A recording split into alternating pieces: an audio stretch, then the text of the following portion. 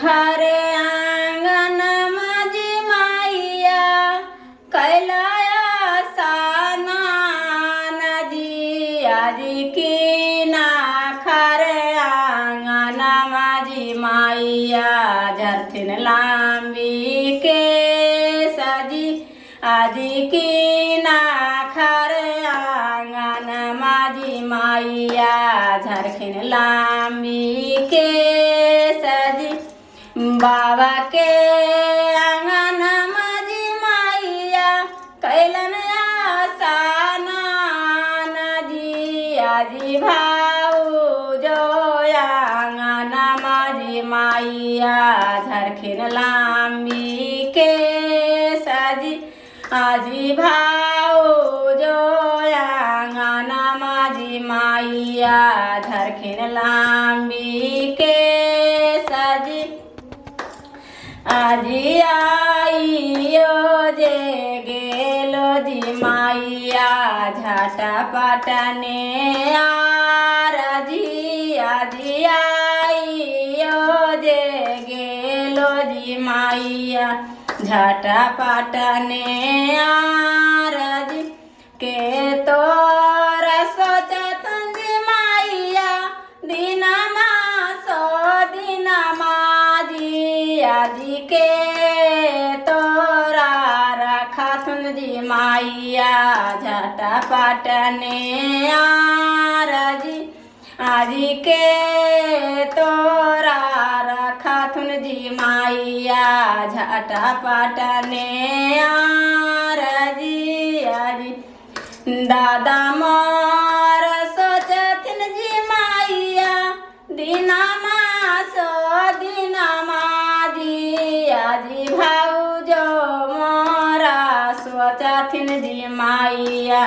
झाटा पाटने आरजी आजी भाऊजो तोहारा सोचथिन जी माईया झाटा पाटने आरजी आजी आइयो जे गेलो जी माईया बाती सो जी आजी कौने रंग डोलिया जी माईया कौने रंग जी आजी कौने रंग को जी माईया बाती सो जी आजी कौने रंगा को जी माईया बाती सो जी आजी लाले रंग डोलिया जी माईया साबूजी ओ जी आजी बात आजी सामार रंगा को जी माईया बाती सो जी आजी सामार रंगा को जी माईया बाती सो जी आजी एका को सगे लाई डोलिया दुई को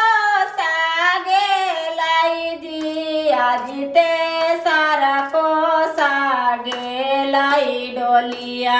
बाबा के तालाई गे माई दो सारा को सा गेलाई डोलिया बाबा के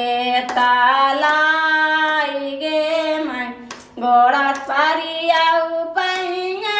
पारियाऊ अगला कहरवा हो बाबा के तालाइया डोलिया दिहा बिल्हा माई हो बाबा के तालाइया डोलिया दिहा बिल्हा माई हो एकाचू रुपिया लाना माईया दोई चू रुपिया लाना जी आजी तीसरा चूरू